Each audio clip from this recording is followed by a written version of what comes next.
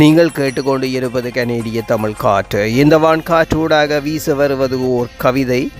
இந்த கவிதையை எழுதியவர் அன்பு கவிஞர் கவிதாயினி தயாளினி சிவநாதன் தாயகத்தில் இருந்து. அந்த சகோதரிக்கு நன்றிகள் சொல்லிக்கொண்டு நான் கவிதைக்குள் செல்கிறேன். வாருங்கள் என்னோடு நீங்களும் கைகோர்த்து பயணிக்க. கவிதை. கல்யாண செய்தி சொல்ல காத்திருந்தேன் பூமியிலே.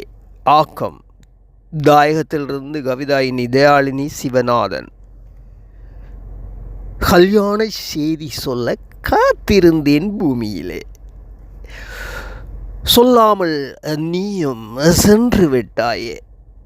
பொல்லாத உலகம் அதை புத்தியில் உணர்த்தியே, நில்லாத வாழ்க்கையில் நிலை தடுவார வைத்தாயே. செல்லமாய் அருகில் இருந்து சொன்ன வார்த்தைகள் கொள்ளுதடி என்னை கதி இலங்கி நிற்கிறேன். எல்லையில்லா ஆனந்தம் எனக்கு தந்தாயே. அல்லும் பகலும் இங்கு அனாதையாகி அலைகிறேன். கல்மணம் கொண்டாயே, கலங்க வைத்து விட்டாயே. செல்லுமிடம் புரியவில்லை, சிறுகிழந்து நிற்கிறேன்.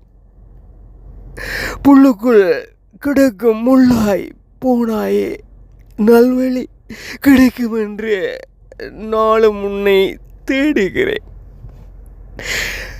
கல்யாண செய்தி சொல்ல காத்திருந்தேன் பூமியிலே, சொல்லாமல் நீயும் சென்று விட்டாயே. பொல்லாத உலகத்தை புத்தியில் உணர்த்தியே, நில்லாத வாழ்க்கையில் நிலை தடுமாற வைத்தாயே. செல்லமாய் அருகில் இருந்து சொன்ன வார்த்தைகள் கொள்ளுதடி என்னை கதிகலங்க நிற்கிறேன். எல்லையில்லா ஆனந்தம் எனக்கு தந்தாயே.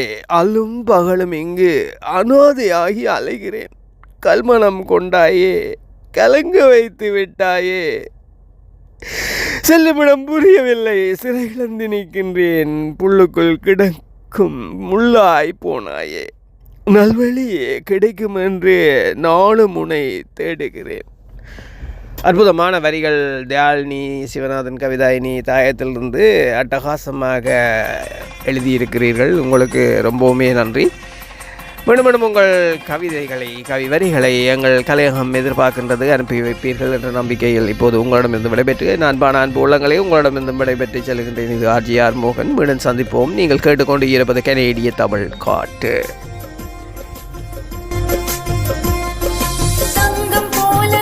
இருக்கணும் தாயை போல மனம் இருக்கணும், மனசு போல வாச்சிருக்கணும், மனைவி பேச்சு கேட்டிருக்கணும். அவனே தங்கமான புருஷன்.